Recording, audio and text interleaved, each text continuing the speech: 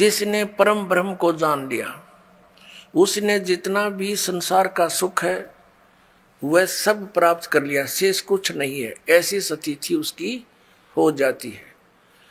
अब सत्यम ज्ञानमंतम ब्रह्म, अब यहां आते हैं निवृत्ति में हम अपौर से वेद वाणी से सुनते हैं कि ब्रह्म सत्य है। ये वेद वाणी को अपौर से मानते हैं, किसी मनुष्य के द्वारा नहीं बोली गई, ठीक है। उस ब्रह्म सत्य है, ज्ञान है, अनंत है, वह अंतःकरण में ही अवस्थित है। तो हमारे मन में उसके अस्तित्व के संबंध में जो संदेह है उसकी निवृत्ति उस ज्ञान से हो जाती है। 4 महावाक्य हमारे वेदों में बतलाए गए, ये वेदों के नहीं, इन्होंने बल्कि उपनिषदों से ले रखे। 4 महावाक्य हमारे वेदों में बतलाए गए, जिनमें अथर्ववेद का महावाक्य अयम आत्मा ब्रह्म, यजुर्वेद का महावाक्य अहम ब्रह्मास्मि, ऋग्वेद का महावाक्य प्रज्ञानम ब्रह्म, सामवेद का महावाक्य है तत्वमसि।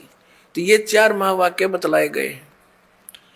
4 महावाक्यों को लेकर अर्थ किया जाता तो चारों का अर्थ एक ही हो जाता है, तत्वमसि, तत्वमसि। ये 3 पद है। जिस प्रकार 10 ये अपनी तरफ से बढ़ा के 10 आदमी अपने आप को ना गिने ऐसे, तो इसका अर्थ ये सीधा सा हो गया कि मैं ही ब्रह्म हूं।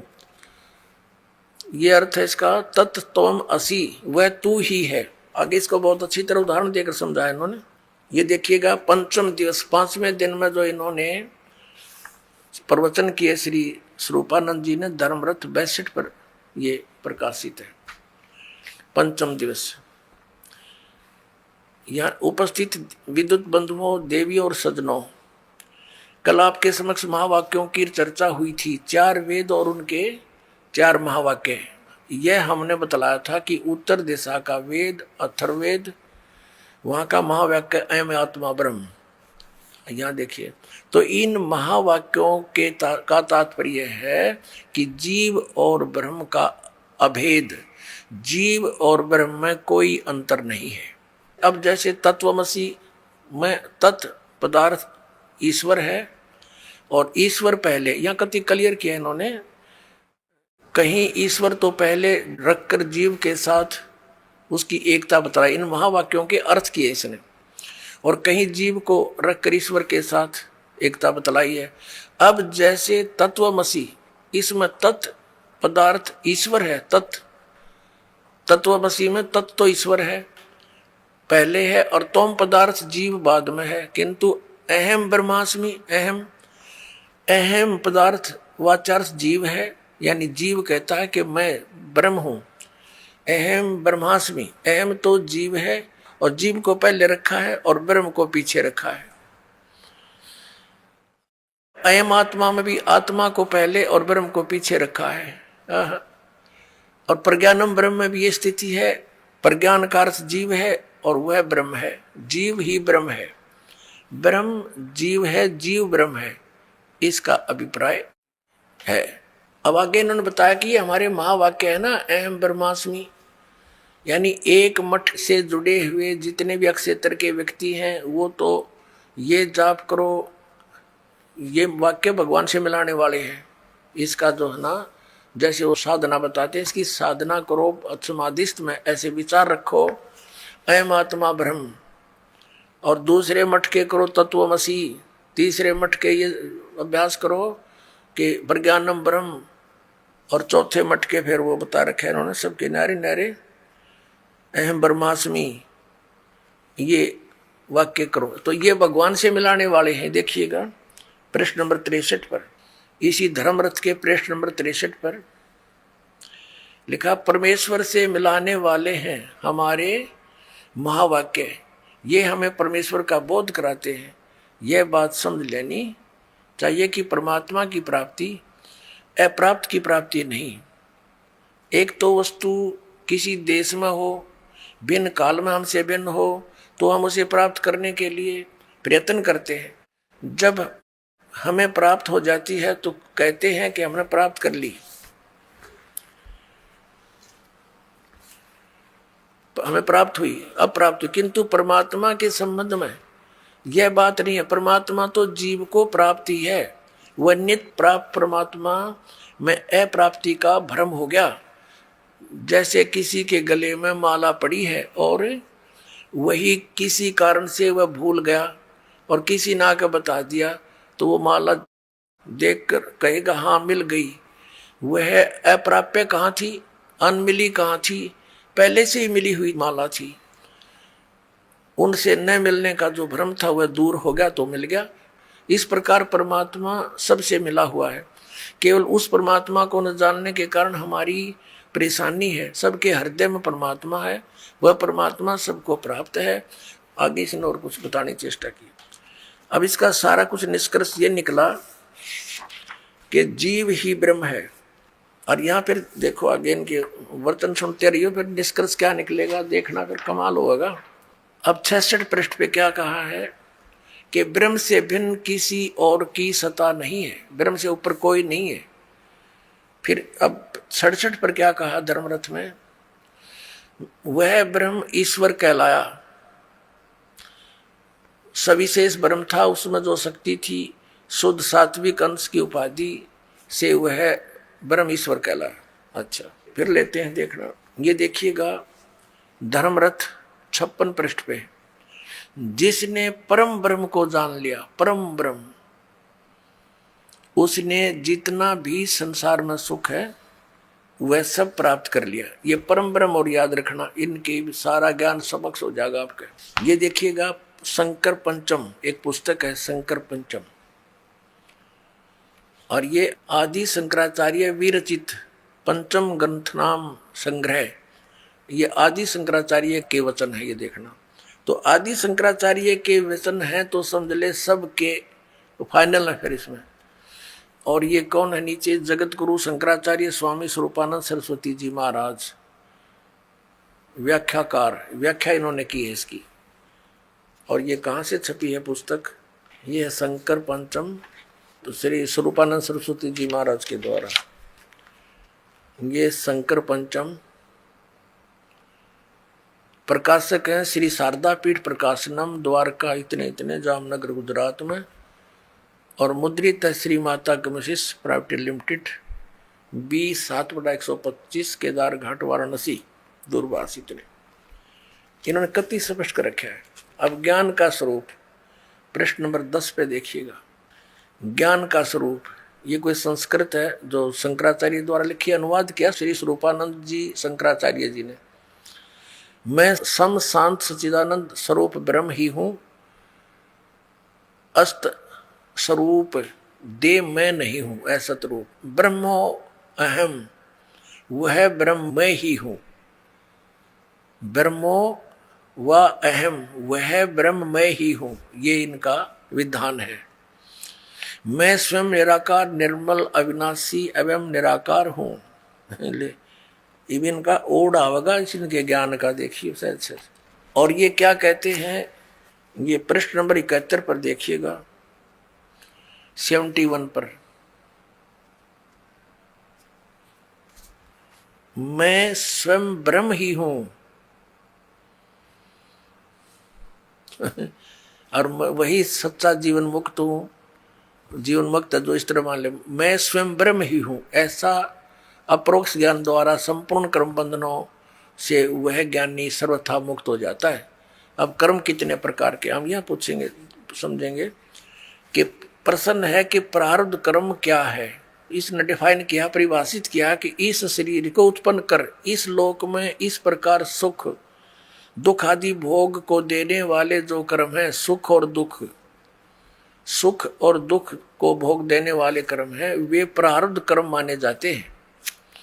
जब ये शरीर तैयार किया गया उस समय इसके साथ जोड़ दिए जाते हैं, जो भोग से ही नष्ट होते हैं, ये तब भोगने ही पड़ेंगे जब वह खत्म होंगे। प्रारब्ध कर्मों का नाश भोग से ही होता है, ऐसा शास्त्रीय वचन है। चाहे वे कर्म धर्म में हो या अधर्म में, उनका फल भोगना पड़ेगा ही। फिर क्या बताया है इसी के नीचे, ये पृष्ठ 71 पर पढ़ रहे हैं हम, पृष्ठ 71 पर कि ये है प्रारब्ध कर्मों का फल तब भोगना ही पड़ेगा। मैं ब्रह्म ही हूं, ऐसा निश्चयात्मक ज्ञान द्वारा संचित कर्म नष्ट हो जाते हैं। अच्छा, आदरणीय शंकराचार्यों का जो मत है, एक तरफ तो ये कहते हैं कि जीव ही ब्रह्म है, इसकी कोई और सत्ता नहीं है और कोई नहीं है, ये जीव ही सृष्टि रचने वाला, यही सबका मालिक, ये स्वयं ही परमात्मा है। इनका एक तरफ तो ये आपने निश्चय कर लिया। अब ये कथा क्या सुनाते हैं, और ये पुजारी किसके हैं? श्री विष्णु जी के, नारायण जिसे कहते हैं, श्री वराह जी के, जो विष्णु जी ने वराह रूप धारण किया था। और इन श्री शंकर भगवान के, ये भगवान की तरह के, जब तुम आप भगवान हो, जीव ही ब्रह्म है, तो फिर इनकी पूजा किस लिए? इसको कहते हैं उआ बाई का ज्ञान, जिसका कोई सिर पैर नहीं हो। अब देखना, प्रवचन प्रसून एक पुस्तक है, ये है आदरणीय श्री स्वरूपानंद शंकराचार्य जी, देखिएगा।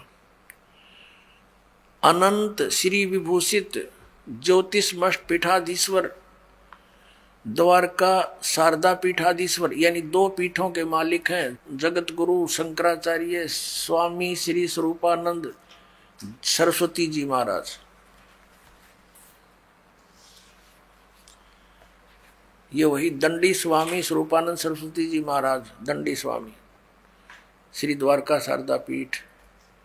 प्रकाशक हैं स्वामी सदानंद सरस्वती, श्री शारदा पीठ द्वारका, गुजरात। और ये यहां से मुद्रित है।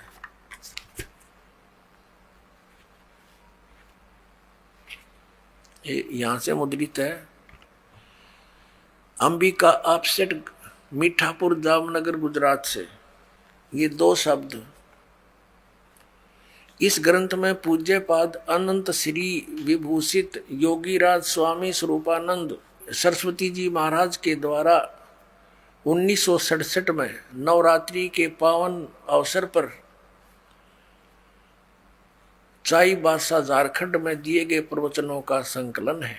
ठीक, अब आ जाओ, इनके वचन देखिए। ये 7वां वचन इनका, सप्तम प्रसून, 7वां सत्संग, 7वां दिन जो सत्संग रहा। भगवान अत्यंत सुशीलवान है, उनके हृदय में करुणा अरुणालय उमड़ता है। वही कृपा घन बनकर समय समय पर भक्तों तथा अभक्तों सब पर बरस जाया करते हैं। उनकी उदारता का, सुशीलता का अति उत्कृष्ट निर्देशन है कि वह अपने तथाकथित शत्रुओं पर भी, खलों और महादुष्टों पर भी दया की दृष्टि रखते हैं और अपने हाथों से मारकर उन्हें परम गति देते हैं। प्रभु खलोद्धार का कार्य स्वयं करते हैं, यद्यपि उनकी कृपा से उनके सेवक भी उस कार्य को करने में समर्थ रहते हैं।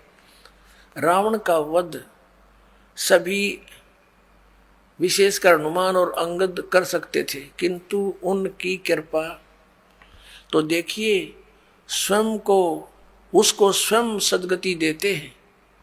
रावण को भगवान ने अपने हाथा मारा था, उसकी सदगति होगी। ठीक है, भक्तों के कल्याण हेतु भी वह स्वयं आते हैं। द्रौपदी की लाज स्वयं द्वारका से दौड़कर बचाई थी।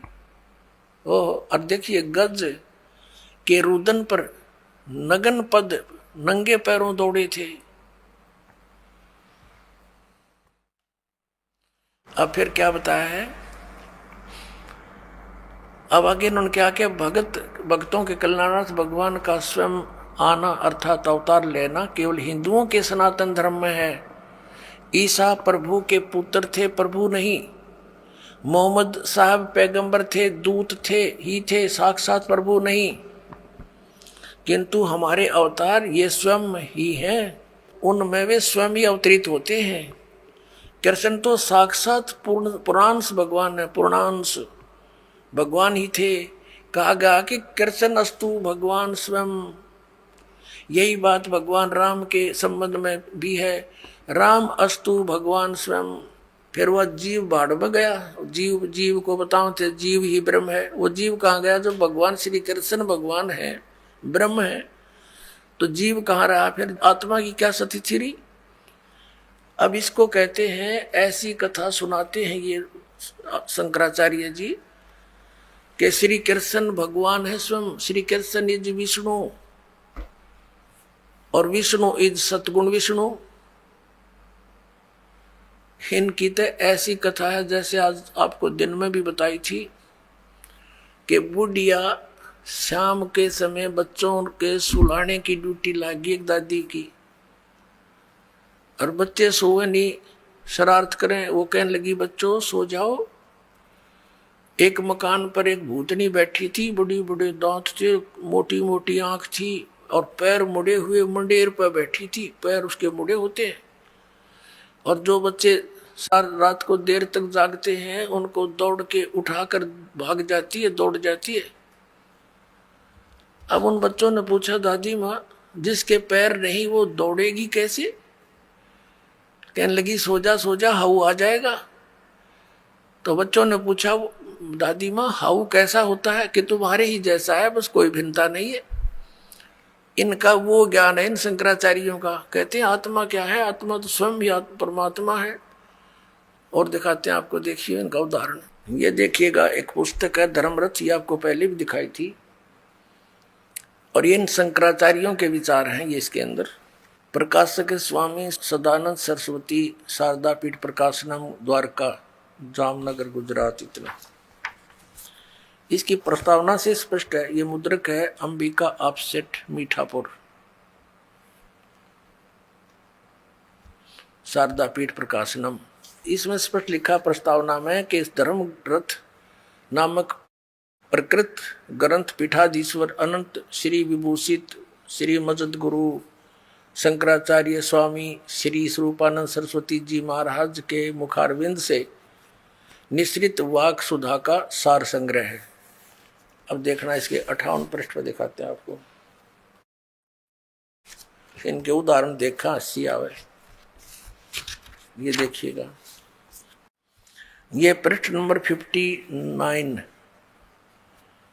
59 पर ये क्या उदाहरण देता है। श्री स्वरूपानंद जी शंकराचार्य, 2 पीठों का मालिक, एक शिष्य गुरु के पास गया। जाकर गुरु से पूछा, महाराज यह बतलाइए कि वह देव कौन है जिसके ज्ञान से समस्त पासों से मोक्ष हो जाता है। देवता को जानने पर समस्त पासों से प्राणों का छुटकारा हो जाता। पास माने बंधनों से। गुरु बोले कि साक्षी देवता कौन है? जो मन को जानने वाला है। तो उसने विचार करके कहा, मन का साक्षी तो मैं ही हूँ। शिष्य ने कहा, क्योंकि मेरे ही द्वारा मन जाना जाता। तो गुरु जी बोले, तू ही देव है, क्योंकि देव अनेक तो है नहीं। श्रुति में कहता है एक ही देव है, इसलिए तू ही देव है। अब ठीक हो गया। अब दास ने आपको कथा सुनाई कि दादी ने बोली वो आओ तुम ही हो, तो ये झुंड ला कर नौका वो देवता तू ही है, फिर भक्ति की क्या आवश्यकता रहेगी। अब देखो, एक तरफ तो ये क्या ज्ञान सुनाते हैं और फिर भगवान की महिमा गाते हैं कि जब इसके हरे राम हरे कृष्ण कृष्ण कृष्ण हरे हरे। पुण्यात्मा दास ने आज के सत्संग के प्रारंभ में एक शब्द बोला था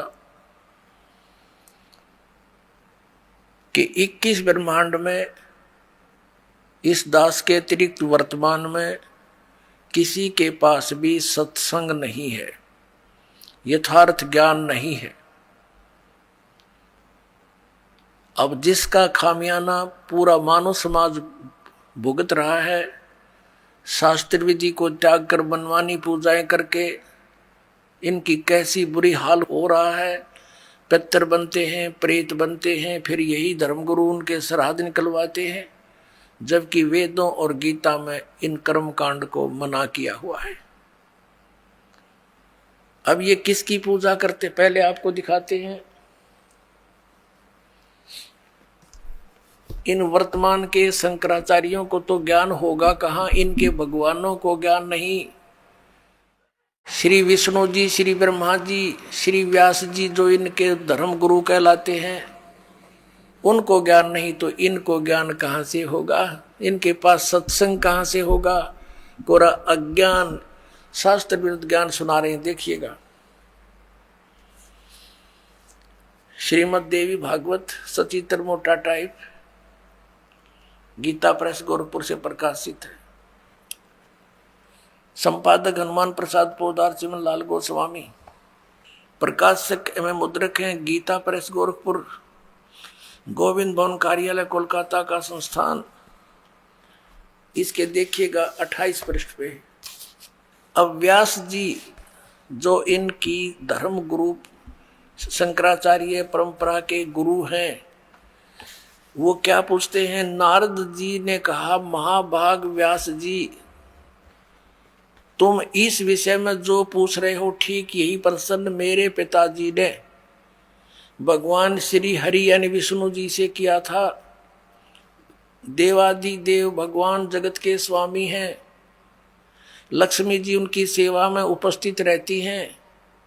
ये कहने का भाव ये विष्णु जी है। आगे देखो, 4 भुजाएं हैं, पीतांबर धारण करते हुए शंख चक्र गदा लिए रहते हैं, वक्षस्थल पर श्रीवस्त्र का चिन्ह चमकता रहता है। वे चराचर जगत के आश्रयदाता हैं, जगत गुरु एवं देवताओं के भी देवता हैं। ऐसे जगत प्रभु भगवान श्री हरि महान तप कर रहे थे। विष्णु जी तपस्या कर रहा था, उनकी समाधि लगी थी। यह देखकर मेरे पिता ब्रह्मा जी को बड़ा आश्चर्य हुआ। अतः उन्होंने उनसे जानने की इच्छा प्रकट की। ब्रह्मा जी ने पूछा, प्रभु आप देवताओं के अध्यक्ष, जगत के स्वामी और भूत भविष्य एवं वर्तमान सभी जीवों के एकमात्र शासक हैं। भगवान फिर आप क्यों तपस्या कर रहे हैं? ब्रह्मा जी कह रहे हैं, तुम तो सब कुछ तू ही आप ही हो, और किस देवता के आराधना में ध्यान मगन है? आप क्यों तपस्या कर रहे हैं और किस भगवान की पूजा करते हो?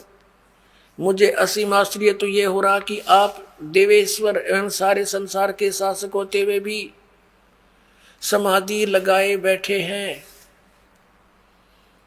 अपने आत्माओं, ब्रह्मा जी के ये विनीत वचन सुनकर भगवान श्री हरि श्री विष्णु जी फिर न्यों बोले। क्या बोले? श्री हरि उनसे कहने लगे, ब्रह्मन सावधान होकर सुनो, मैं अपने मन का विचार व्यक्त करता हूँ। देवता दानव मानव सब यही जानते हैं कि तुम सृष्टि करते हो, मैं पालन करता हूँ और संकर संहार किया करते हैं, किंतु फिर भी वेद के पारगामी पुरुष अपनी युक्ति से यह सिद्ध करते हैं कि रचने पालने और संहार करने की यह योग्यता जो हमें मिली है, इसकी अधिष्ठात्री देवी शक्ति देवी है। वे कहते हैं कि संसार की सृष्टि करने के लिए तुम में राजसी शक्ति का संचार हुआ है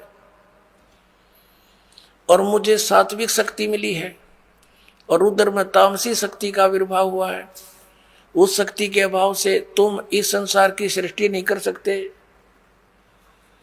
और मैं पालन करने में सफल नहीं हो सकता, और उधर से संहार कार्य होना भी संभव नहीं। ब्रह्मा जी, हम सभी उस शक्ति के सहारे ही अपने कार्य में सदा सफल होते आए हैं। सुवर्त प्रत्यक्ष और प्रोक्ष दोनों उदाहरण में तुम्हारे सामने रखता हूँ, सुनो। यह निश्चित बात है कि उस शक्ति के अधीन होकर ही मैं इस शेषनाग की सैया पर सोता और सृष्टि करने का अवसर आते ही जाग जाता हूँ। मैं सदा तप करने में लगा रहता हूँ, सदा तप करने में लगा रहता हूँ। उस शक्ति के शासन से कभी मुक्त नहीं रह सकता। कभी अवसर मिला तो लक्ष्मी के साथ सुखपूर्वक समय बिताने का सौभाग्य प्राप्त होता है। मैं कभी तो दानों के साथ युद्ध करता हूँ। अखिल जगत को भय पहुंचाने वाले दैत्यों के विकराल शरीरों को शांत करना मेरा परम कर्तव्य हो जाता है। और यहाँ कमाल कर दिया, मुझे सब प्रकार से शक्ति के अधीन होकर रहना पड़ता है। उन्हीं भगवती शक्ति का मैं निरंतर ध्यान किया करता हूँ, यानी दुर्गा की ध्यान करता हूँ, उसकी पूजा करता हूँ। ब्रह्मा जी, मेरी जानकारी में इस भगवती शक्ति से बढ़कर दूसरे कोई देवता नहीं। अब ये है सत्संग श्री विष्णु जी का स्पिरिचुअल नॉलेज। कि मैं दुर्गा से ऊपर किसी भगवान को नहीं जानता, यही मेरा अंतिम देवता है, इससे बड़ा कोई भगवान नहीं। इन शंकराचार्यों को ज्ञान कहाँ से होगा, इनको भगवान को ज्ञान नहीं, ये नो के दुर्गा से ऊपर कोई नहीं। अब दुर्गा क्या कहती है, श्री शक्ति देवी क्या कहती है, देखिएगा इसी के 562 पृष्ठ पर आपको ले चलते हैं।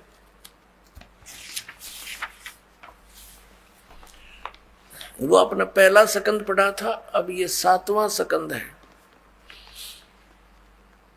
संक्षिप्त श्री देवी भागवत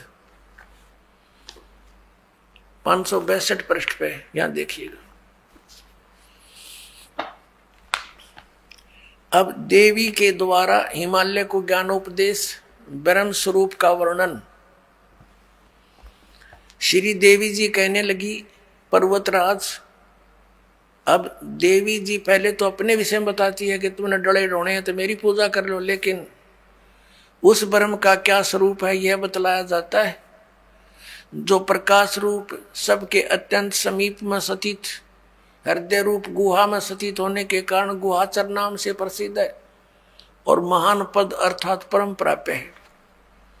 वह समस्त प्रजा के ज्ञान से परे है, अर्थात किसी की बुद्धि मानने वाला नहीं है, यह तुम जानो।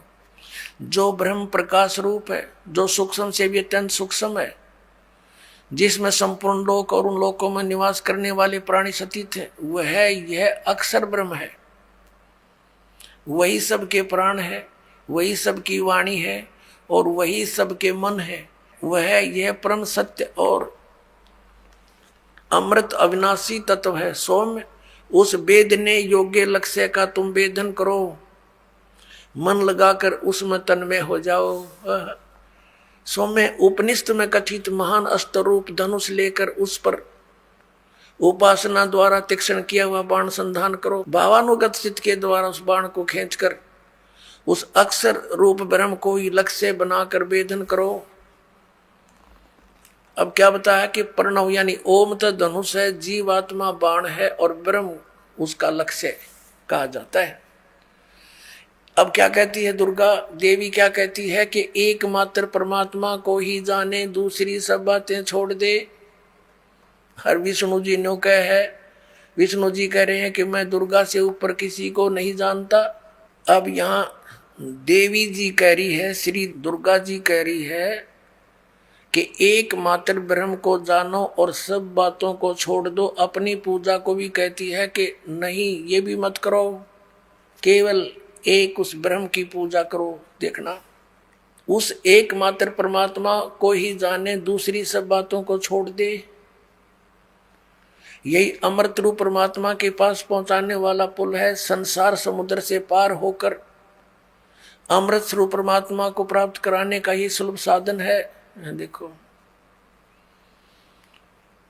इस आत्मा का ओम के जप के साथ ध्यान करो।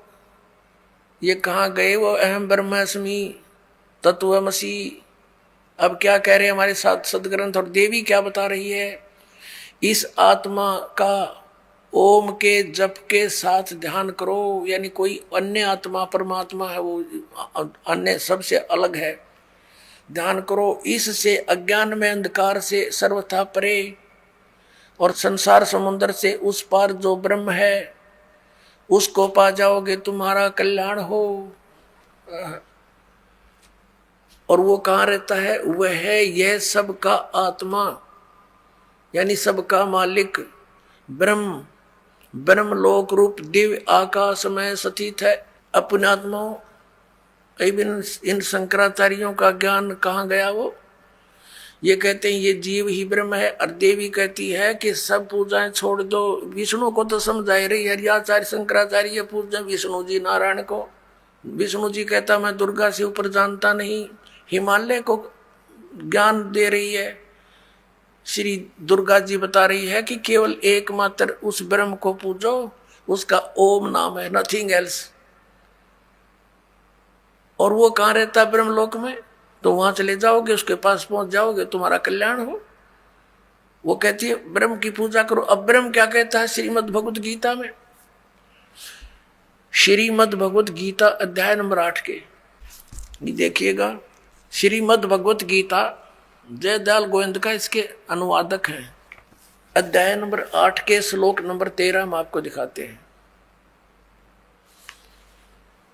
ये क्या बताता है 13वें श्लोक में?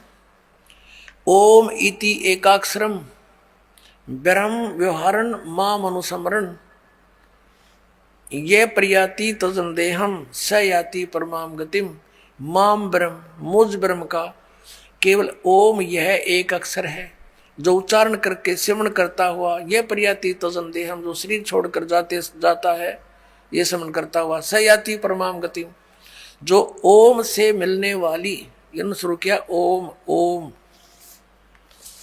यह इनका अनुवाद है। यह एक अक्षर रूप ब्रह्म को उच्चारण करता हुआ अक्षर रूप ब्रह्म को नहीं, ये वो कहता माम ब्रह्म मुझ ब्रह्म का केवल एक ओम अक्षर है, नथिंग एल्स।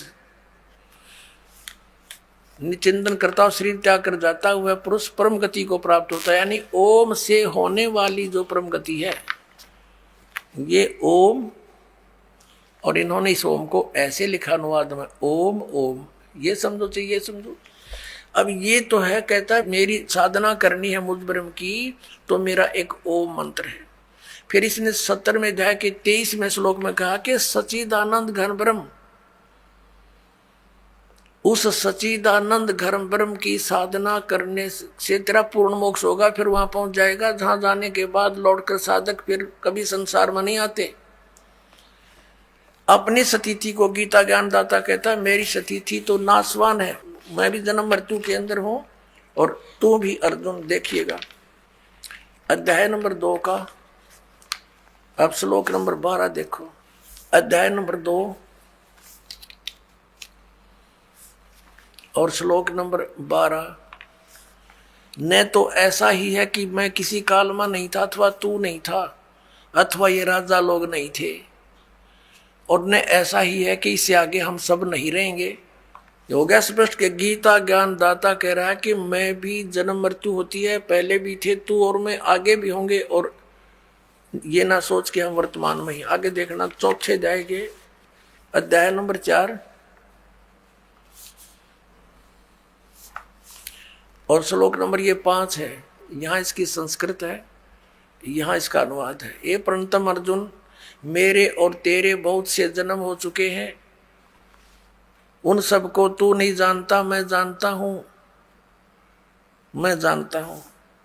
और फिर 9 में क्या कहा है अध्याय नंबर 4 का श्लोक नंबर 9 में, हे अर्जुन मेरे जन्म और कर्म दिव्य हैं, अलौकिक हैं। अब अध्याय नंबर 10 के श्लोक नंबर 2 में गीता ज्ञानदाता कहता है मेरी जन्म तो होता है लेकिन मेरे से उत्पन्न ये देवता नहीं जानते। देखिएगा अध्याय नंबर 10 का मंत्र नंबर 2। मेरी उत्पत्ति को गीता ज्ञानदाता कहता मेरी उत्पत्ति को लीला से प्रकट होने को न देवता लोग जानते हैं न महर्षि ही जानते हैं, क्योंकि मैं सब प्रकार से देवताओं का और महर्षियों का आदि कारण हूं। इसे सिद्ध है कि गीता ज्ञान दाता का की उत्पत्ति तो है, लेकिन ये इससे उत्पन्न इसके पुत्र रजगुण ब्रह्मा सतगुण विष्णु तमगुण शिव जी, फिर इनसे आगे उत्पन्न जितने भी ये देव देवता हैं, ये इस ब्रह्म के जन्म डेट ऑफ बर्थ को नहीं जानते। अब जैसे संतान की डेट ऑफ बर्थ यानी जन्मदिन को पिता बता सकता है, लेकिन पिता की उत्पत्ति को बच्चे कैसे जाने? उसको कौन बताता है? दादाजी बताते हैं। पिता के पिता तो सबके पिता वो कबीर परमेश्वर हैं, वो बंदी छोड़ कबीर साहेब हैं, वो परम अक्षर ब्रह्म है, सच्चिदानंद घन ब्रह्म है। उस परमेश्वर ने आके बताई है इस ब्रह्म की उत्पत्ति, क्योंकि वो उसी का द्वारा उत्पन्न किया हुआ है। तो अपने पुत्र की उत्पत्ति, अपने अन्य संतान की उत्पत्ति, पोते पोतरों की उत्पत्ति दादाजी को खूब याद होती है।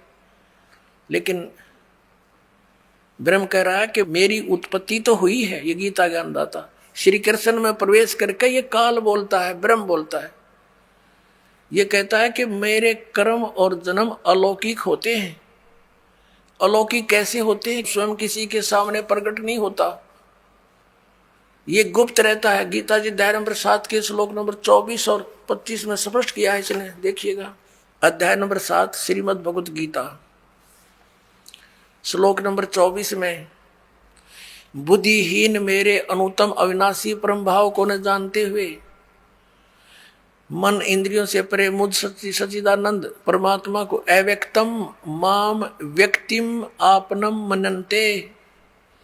इसका अर्थ हम ऐसे भी पढ़ेंगे, इन तड़ना करने की चेष्टा की है क्योंकि जहां इनकी समझ में नहीं आया इन्होंने गलती कर डाली। देखना, व्यक्तिम अव्यक्तम माम व्यक्तिम आपनम मनन्ते। अव्यक्तम माम, मुझ अव्यक्त को, ये बुद्धिहीन मेरे अनुतम यानी घटिया विनाशी परम भाव को यानी विशेष नियम को नहीं जानते। मुझ अव्यक्त को मैं छुपा रहता हूं और मुझे ये व्यक्तिम यानी मनुष्य रूप में कृष्ण रूप में प्राप्त हुआ मानते हैं। I am not Krishna. क्यों? अब 25 में बताया, देखिए इसका यहां अनुवाद किया है। अपनी योग माया से छिपा हुआ मैं सबके प्रत्यक्ष नहीं होता, छुपा रहता हूं मैं। यह अज्ञानी जन समुदाय मुझ जन्म रहित अविनाशी को, अविनाशी परमेश्वर नहीं, अविनाशी को नहीं जानता। और ये मुझे इसलिए ये व्यक्तिम, ये देखो ये 24वां श्लोक है, व्यक्तम अव्यक्तम व्यक्तिम आपनम मनन्ते माम अबुधे। ये बेबुद्धि के लोग, बुद्धिहीन व्यक्ति मुझ अव्यक्त को, क्योंकि मैं अपनी योग माया से छुपा रहता हूं, ये मुझे व्यक्तिम यानी मनुष्य रूप में, श्री कृष्ण रूप में, आपनम माने आया हुआ, प्राप्त हुआ, मनन्ते मानते हैं।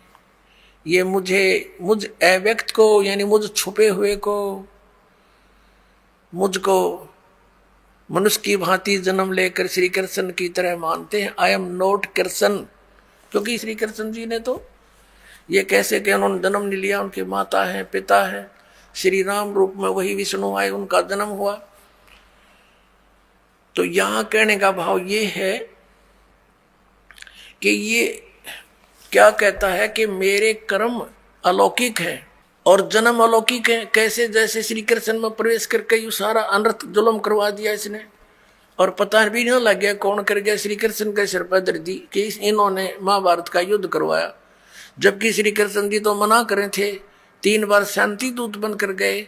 आखिर में ये फैसला भी ले लिया कि मैं युद्ध भी नहीं करूंगा। तो क्या वो युद्ध करवाने की सलाह दे सकते? नेवर। ये काल ग्रह ऐसे अड़ंगे। अब ये कहता है कि मेरे जन्म और कर्म दिव्य हैं। इसके कर्म दिव्य कैसे हैं? जैसे श्री कृष्ण में प्रवेश करके महाभारत का युद्ध करवा दिया, जुल्म करवा दिया और गीता का ज्ञान दे दिया, ये इसके कर्म। ये कैसे प्रवेश करता है अब दिखाते हैं। अब देखिएगा श्री विष्णु पुराण, इसके संपादक कौन है? अनुवादक हैं श्री मुनीलाल गुप्त। ये कहाँ से मुद्रित है एवं प्रकाशित है? गीता प्रेस, गोरखपुर, गोविंद भवन कार्यालय, कोलकाता का संस्थान। ये इनके फोन और फैक्स नंबर है। ये देखिएगा इसके चतुर्थ अंश अध्याय नंबर 2 और 233 पृष्ठ पे। पूर्व काल में त्रेता युग में एक बार अति भीषण देव असुर संग्राम हुआ। देवताओं और राक्षसों का आपस में युद्ध हुआ। उसमें महाबलवान दैत्यगण से पराजित हुए देवताओं ने भगवान विष्णु की आराधना की। तब आदि अनंत सुन अशेष जगत प्रतिपालक श्री नारायण ने देवताओं से प्रसन्न होकर कहा, आप लोगों का जो कुछ अभिष्ट है वह मैंने जान लिया है। उसके विषय में यह सुनिए। राज ऋषि ससाद का जो पुरंजय नामक पुत्र है, उस अक्षत्रिय श्रेष्ठ के शरीर में मैं अंश मात्र से स्वयं अवतीर्ण होकर, यानी कुछ समय के लिए, संपूर्ण दैत्यों का नाश करूंगा, अतः तुम लोग पुरंजय को दैत्यों के वध के लिए तैयार करो। अब आगे फिर दिखाते हैं और कंसेप्ट क्लियर 242 पृष्ठ पे, यही वही चतुर्थ अंश अध्याय नंबर 3 और पृष्ठ नंबर 242 पे श्री विष्णु पुराण। तीसरा अध्याय। पूर्व काल में रसातल में मोने नामक 6 करोड़ गंधर्व रहते थे। उन्होंने समस्त नागकुल के प्रधान प्रधान रत्न और अधिकार छीन लिए थे।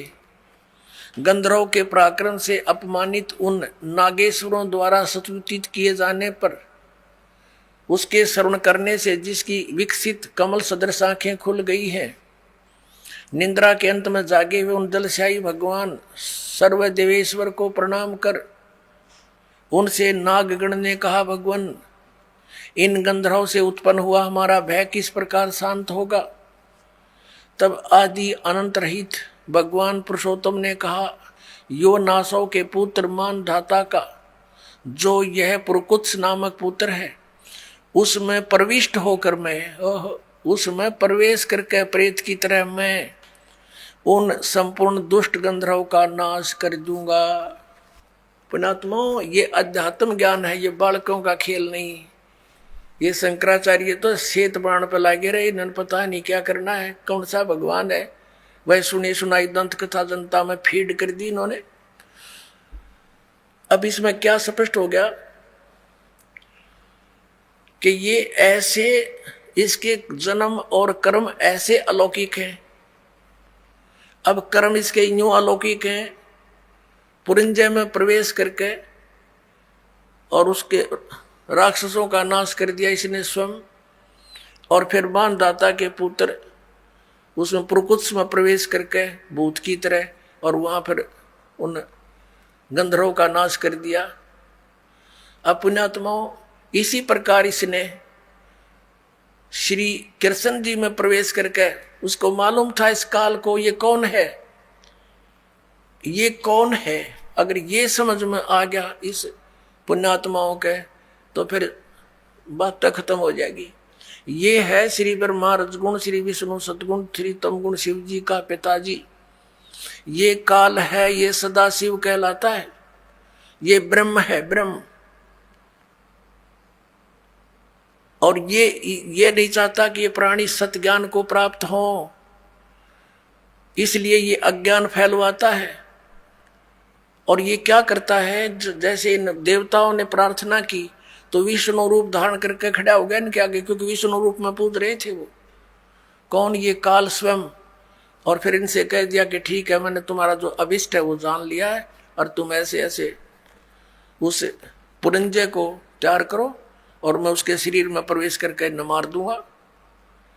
ऐसे ही इसने फिर पुरकुत्स के शरीर में प्रवेश होकर, कोई नाग, ये सर्प नहीं, एक नाग गोत्र के मनुष्य थे, अच्छी आत्माएं, उनके साथ इनका गंधर्व के साथ युद्ध हो गया।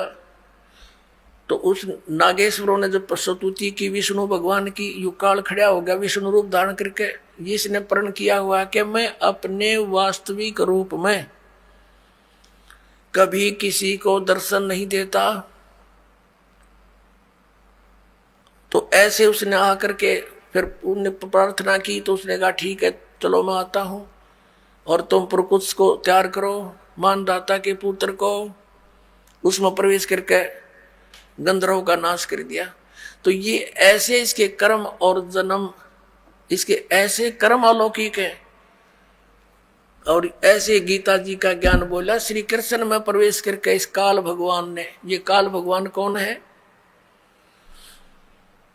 जैसे कि शिव पुराण में आपको दिखाया था, विद्वेश्वर संहिता के अंदर, कि ब्रह्मा, एक समय ब्रह्मा और विष्णु जी का आपस में युद्ध हो गया इस बात पे। ब्रह्मा जी कहते मैं भगवान, मैं तेरा बाप, विष्णु जी कहते मैं तेरा बाप। इन दोनों का युद्ध हो गया इससे बात पे, क्योंकि इन सब को भ्रम हो जाता है कि मैं भगवान हूं, मैं भगवान हूं। अब ये भी कैसे बात बिगड़ती है, जैसे ऋषि लोग साधना करते हैं समाधिस्थ होते हैं, काफी वर्षों तक बैठे रहते हैं। किसी को तो ये विष्णु जी के रूप में दर्शन दे देता है, तो वो साधक उठ जाता है और जाके श्री विष्णु जी जो सर्वगुण देवता उनके सामने रहते हैं, उनके विषय में कहता है कि ये भगवान है स्वयं विष्णु जी, और यही सारी सृष्टि के करता है, यही तीनों रूप बना के ऐसे ऐसे करते हैं, संहार तिथि और उत्पत्ति यही खुद करते हैं। मैंने समाधि दशा में देख लिया, यही भगवान है, मैंने मुझे दर्शन दिया इन्होंने, और दर्शन दे गया ब्रह्म काल। तो विष्णु जी को भ्रम हो गया कि आई एम गॉड। इसी प्रकार किसी को इसने ब्रह्मा जी के रूप में दर्शन दे दिए, उसने ब्रह्मा जी की महिमा गा जी कि ये है, ये पूर्ण परमात्मा, ये छुपाए हुए अपने आप को। तो ये भ्रम हजारों ने, सैकड़ों की संख्या में ऐसे उनके समर्थक हो गए, ऐसे विष्णु जी के हो गए।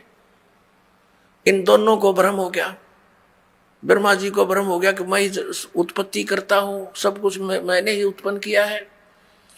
इसी भ्रमणा से, इसी भ्रम में इन्होंने आपस में युद्ध कर लिया। तब इनके बीच में एक स्तंभ छोड़ा, एक पिलर तेजों में स्तंभ छोड़ दिया। इनका युद्ध तो बंद हो गया, उसकी खोज करने लगे ऊपर नीचे कितना लंबा चौड़ा है, ये असफल रहे। फिर वो स्वयं आकर प्रकट हो गया, शिव जी का रूप धारण करके अपने पुत्र का। थोड़ी सी झलक दिखानी पड़ेगी, नहीं तो फिर आप विचलित हो जाओगे।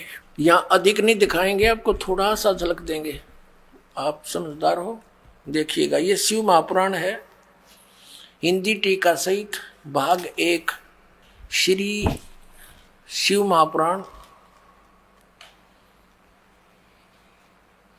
श्री शिव महापुराण है ये।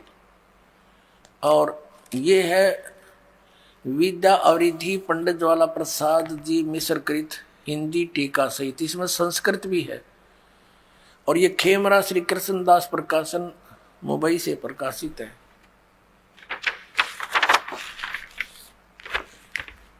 मुद्रक में प्रकाशक है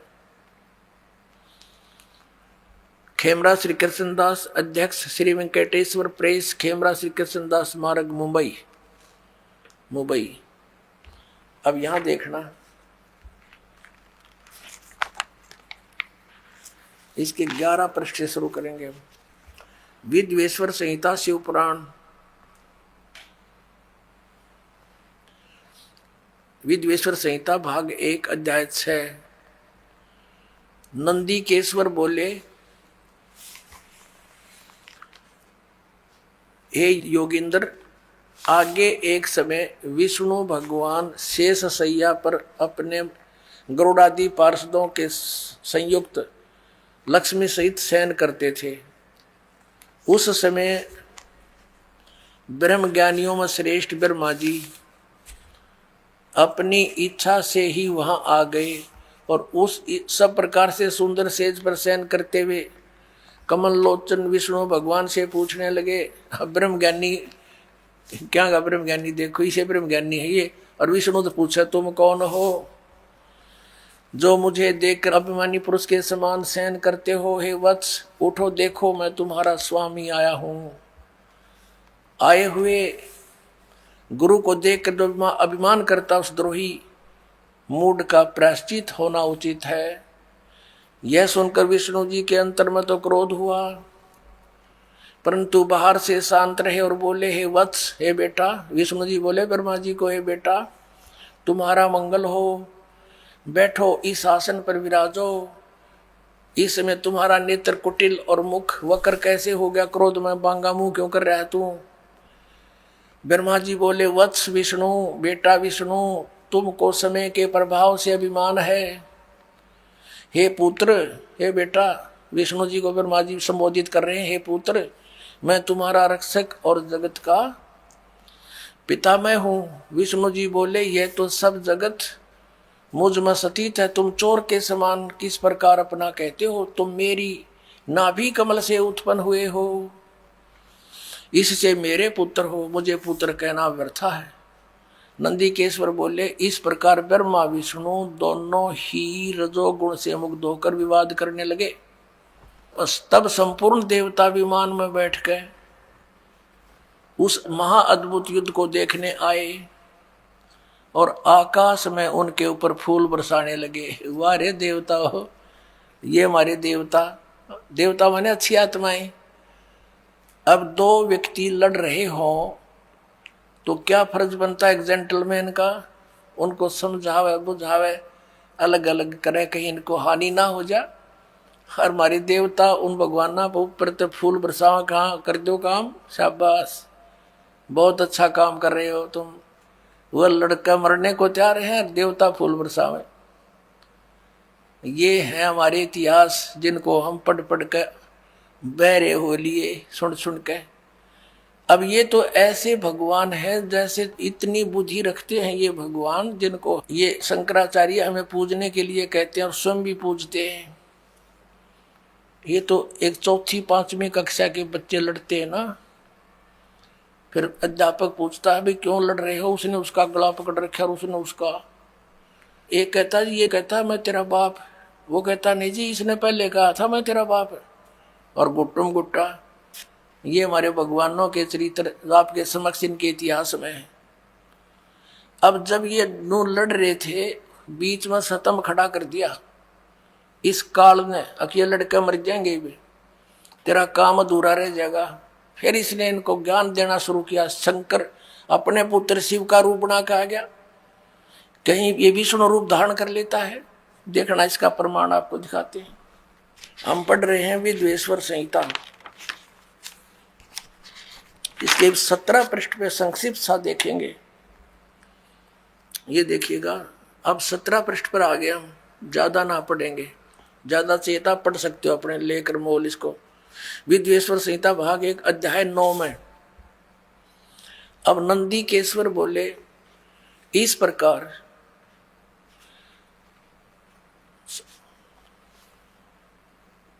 यहां दिखाते हैं उन दोनों की अज्ञानता, वैर को दूर करने के अर्थ दोनों से कहा। किसने? वो भगवान। ये क्या बताते हैं कि नंदीकेश्वर बोले कि इस प्रकार भगवान ने उन नम्र हुए ब्रह्मा और विष्णु पर अनुग्रह करके उनसे फिर क्या कहा कि उन दोनों के ज्ञानता और वैर को दूर करने के अर्थ उन दोनों से कहा। अब यहां ज्यादा ना पढ़ेंगे अपने मतलब का। अब ये शंकर रूप धारण करके आ गया कि मेरे सकल और निष्कल भेद से दो रूप हैं, परंतु और ईश्वर नहीं है। ईश्वर ने इस कारण से उनके दो रूप नहीं हो सकते। पहला सतम रूप यानी वो पिलर खड़ा कर दिया, और पीछे मूर्तिमान रूप फिर स्वयं आ गया, प्रकट हो गया, धारण किया। इसमें ब्रह्म रूप निष्कल है, वो पिलर खड़ा कर दिया, वो तो कहते हैं निष्कल निराकार है, वो ब्रह्म है। और इस रूप सगुण है, वो फिर शंकर रूप धारण करके आ गया। मेरे ये दोनों रूप सिद्ध हैं, दूसरे किसी के नहीं हो सकते। इस कारण तुम दोनों ने, ब्रह्मा और विष्णु को कह रहा है वो काल भगवान, इस प्रकार तुम दोनों को अथवा दूसरों को ईश्वरताओं की प्राप्ति नहीं हो सकती। तुम दोनों ने अज्ञानता से अपने को ईश माना, भगवान मान लिया विष्णु और ब्रह्मा को।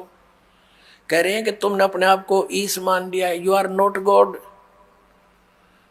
तुम अपने को ईश माना, यह बड़ा ही अद्भुत हुआ। उसके दूर करने को ही मैं रण स्थान में आया। अब तुम अपना अभिमान त्याग कर मोदीश्वर में अपनी बुद्धि लगाओ। मेरे ही प्रसाद से लोक में सब अर्थ प्रकाश करते हैं। अब ज्यादा नहीं, हम यही पढ़ते हैं। जगत का वर्धक होने से मैं ब्रह्म हूं, ब्रह्म केशव। अब यहां आते हैं, मैं सबका ईश्वर हूं, यह सब मेरा है, मेरे सिवा दूसरे का नहीं है। अब यहां देखो, अब हम 18 पृष्ठ पर पढ़ेंगे। 18 पर विद्वेश्वर संहिता भाग 1 अध्याय 10, ये 9वां अध्याय यहां समाप्त हो गया। इति श्री शिव महापुराणे विद्वेश्वर संहिता भाषा टीकायाम 9वां अध्याय, ये इति हो गया, समाप्त हो गया। और यहां ये दूसरा प्रारंभ हो गया। अब यहां देखिएगा नीचे क्या कहता है, हे पुत्रों, यह कृत आपने तप से प्राप्त किया है। कौन सा कृत? ब्रह्मा और विष्णु को कहता है, हे पुत्रों, यह कृता आपने तप से प्राप्त किया है जो कि सृष्टि की उत्पत्ति और पालन कहाता है, सो मैंने प्रसन्न होकर तुम्हें दिया है। इसी प्रकार दूसरे दो कृत्य रुद्र और महेश को प्रदान किए हैं। ये चार हो गए, ब्रह्मा और विष्णु और रुद्र और महेश, और पांचवा यू बोल रहे हो कौन? ये काल रूपी ब्रह्म है। अब देखो फिर ये कहता है मेरा एक ब्रह्म ओम नाम है। ये प्रश्न नंबर 19 पर, वही विद्वेश्वर संहिता अध्याय 10। इस कारण उस अज्ञान की सिद्धि के निमित्त ओंकार नामक मंत्र जप करो। यह अभिमान का दूर करने वाला है, सोई निज मंत्र उपदेश करते हैं। यह ओंकार मेरे मुख से उत्पन्न होने से मेरे ही रूप का बोधक है और महामंगल करने वाला है। यह वाचक है, मैं वाच्य हूँ। यह मंत्र मेरा आत्मा है, उसके स्मरण से मेरा स्मरण होता है। उत्तर की ओर के मुख से अकार और पश्चिम के मुख से उकार, दक्षिण के मुख से मकार और पूर्व के मुख से बिंदु और मध्य के मुख से नाद उत्पन्न हुआ। इस प्रकार ये बीच में संस्कृत है। इस प्रकार 5 प्रकार से यह निर्गत हुआ। वह सब एक होकर ओम ऐसा एकाक्षर हो जाता है। अब स्पष्ट हो गया कि ये ओम अक्षर इस सब अवयव से एक होकर ये ओम ऐसा एकाक्षर हो जाता है। अभी आपको श्रीमद् भगवत गीता अध्याय नंबर 8 के श्लोक नंबर 13 में दिखाया था कि ओम इति एकाक्षरम ब्रह्म विवरण माम अनुसमरण यह प्रयाति तदंदेहम सयाति परमाम गतिम। मुझ ब्रह्म का यह गीता ज्ञान भी यही काल ऐसे प्रवेश करके श्री कृष्ण में प्रवेश करके बोल रहा है जैसे मानधाता के पुत्र प्रकृष्ट में प्रवेश होकर उन गंधर्वों का नाश कर दिया और उधर से पुरंजय के अंदर प्रवेश होकर असुरों का नाश कर दिया। ऐसे श्री कृष्ण में प्रवेश होकर के अर्जुन को युद्ध के लिए तैयार कर दिया और गीता का ज्ञान वेदों वाला और कुछ अपनी अटकल लड़ा के इसमें ज्ञान दे दिया।